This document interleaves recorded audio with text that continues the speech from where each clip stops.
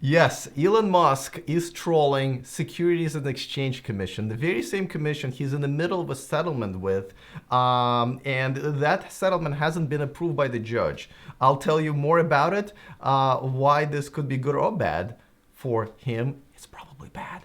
But also there are a couple of other interesting news, exciting news coming out of Tesla. There's a little bit about Nissan Leaf and Audi e-tron, and I got two comments of the day. So let's get going right now. Taking over the world, electrifying the world, evil in a trick. Welcome to those of you who are watching me live on Patreon. Thank you for supporting the show. And if this is your first time here, welcome. If you want to stay up to date on everything that's going on in the world of electric cars, well, there's a subscribe button down there. It's free, so that way you won't miss anything moving forward. All right, let's talk about Elon trolling SEC on Twitter. Now, let me remind, and here's one of the tweets, right? So besides the grammar, let's just brush that aside. He's basically, saying, just want to let everybody know, I'm assuming, that the Short Seller Enrichment Commission, and it's spelled SEC if you abbreviate it, that's the pun, is doing incredible work, and the name change is so on point. All right, now let me remind you that the settlement that they have is, the judge still has to ratify, and that the judge sent that settlement back to both parties to kind of write up a little essay why he should accept the settlement. So it's not done. The things can still go wrong, but he's already on Twitter trolling. And by the way, part of the settlement is that his communication on Twitter would be overseen by some measures and rules that Tesla is going to set for him. But since that hasn't taken effect, he's still posting.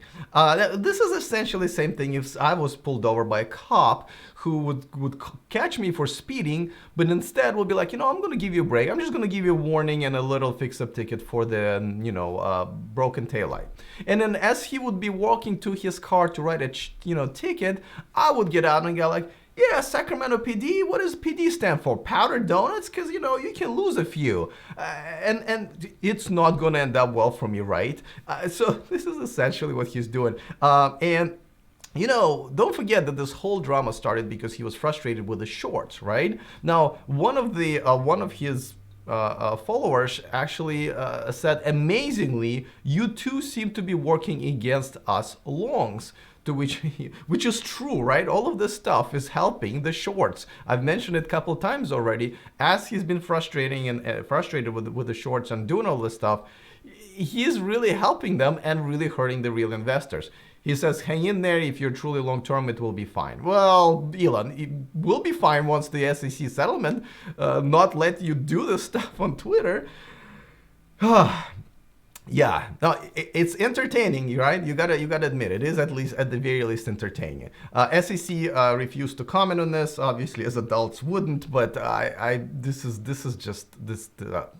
Let's move on to the actual news that's coming out of Tesla. Before that, of course, I want to remind you that this show and this channel is sponsored by Avanex, the aftermarket accessories for Tesla. There is a discount code in the description of this video. Go ahead and grab it so you can use, use a few bucks that you can save on those deals. All right, let's talk first about the rollout of the version 9 software.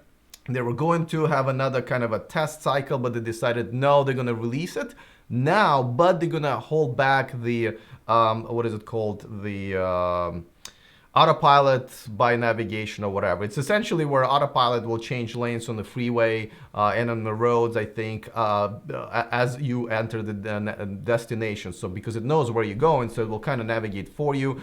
There were a few bugs there, so they decided not to do that. Elon says extremely difficult to achieve a general solution for self-driving that works well for everybody. Now, I have to give them kudos because this is, I think, one of the very first times where they held back a feature that they promised because of, it's not working 100%, and yet it's a big deal type of a safety feature. So kudos to them. Though I would not call this self-driving, Elon, and it's not. Level 2 driving is in no way a self-driving, and I think this is where a lot of people are getting into trouble thinking it is, and then, not self-driving is my point. All right, but a lot of people are excited about it, including me. I know I have some disappointments with this version, but I'm looking forward to getting it, as I'll know a lot of people. Let's move on to some Nissan Leaf news because we've talked about all the great sale numbers for the US that came out of Inside EV's report, and Nissan Leaf is not being sold very well there, still under 2,000 units. And a lot of people say, well, because it's the active thermal management system, still crappy in this year's model, in next one it will be upgraded to the LG Cam. But that's not really true because just in Japan in September, they sold 2,811 Nissan Leafs. And the numbers in Europe are really, really good as well. So it's not the matter of people not wanting to buy the car. This is an amazing deal. If you apply, let's say here in California, your tax rebate and a California rebate, you actually essentially can end up with a $20,000 brand new Nissan Leaf. So the car is a hot commodity, and it is definitely appealing to a lot of people, especially with the price. But and they're selling it well. There's something going on where they're just not trying to sell these cars in the United States. But just like I said, great numbers in Japan. Let's go back to Tesla because they have launched a new or updated their referral program. Now, as you know, guys, since the very first version of the referral program, the rest of them I really don't like. The original referral program was you get $1,000 and the guy who you refer to gets $1,000 of credit from Tesla. We are all done. I loved it. But now there are tiers and everything, and so they're adding. Now there's no more free supercharging. There's only $100 credit for the new buyers. So obviously that's not as big of a deal, but that's already been updated. The two new changes they've created is the first referral is no longer getting you anything specific that you can touch or resell, as a lot of people do. But what you will get is you'll be able to submit a picture to SpaceX and they will launch it into space, basically. And on top of that, I think one of the levels is where the people who bought the car using the current referral, the new referral program, will be able to get the software updates before everybody else. I don't know if those are going to be beta versions that they essentially will become testers, or Tesla will literally hold a good software update for the rest of us and just release it to a few who were the beneficiary of that referral program. I think a lot of people will not like that part because sometimes it's safety features updates and so forth. But that's the new referral program, so I dislike it just a little bit more now. Let me know in the comment section if you guys like it or not. And as you know, a lot of people take advantage of this program. These codes get stolen. I have had mine stolen by actually a Tesla employee, but I might make a different video about that. Let's move on. Let's move on to Audi e-tron. I actually have a reservation and this is a picture that I took at the actual unveiling in San Francisco. I actually have a reservation myself, as I said, I'm strongly considering that car. But now it looks like there are speculations of how many per year they're planning to make. They're planning to be at 20,000 units per year. But the official statement from Audi is that they will actually reach their full production levels by the end of this year. So they're saying their ramp up will take they're in production now. So essentially almost a year and a half. Hey, at least they're being honest and conservative, though I would say that's a little bit too long for a main manufacturer that Audi. Really, the production should have taken, maybe half a year or so. But okay, at least we have some honest numbers. All right, let's move on to the two comments of the day that I wanted to get to. But before that, let me give you shout outs to some of my new Patreons because you guys are supporting the show. Just wanted to say thank you for that. As you know, now I'm a full-time YouTuber. That definitely helps. Marcus Angerank, sorry if I mispronounce names. I probably do it all the time. But nevertheless, Marcus, thank you so much for supporting the show. And Mikhail A. also became a Patreon. Thank you.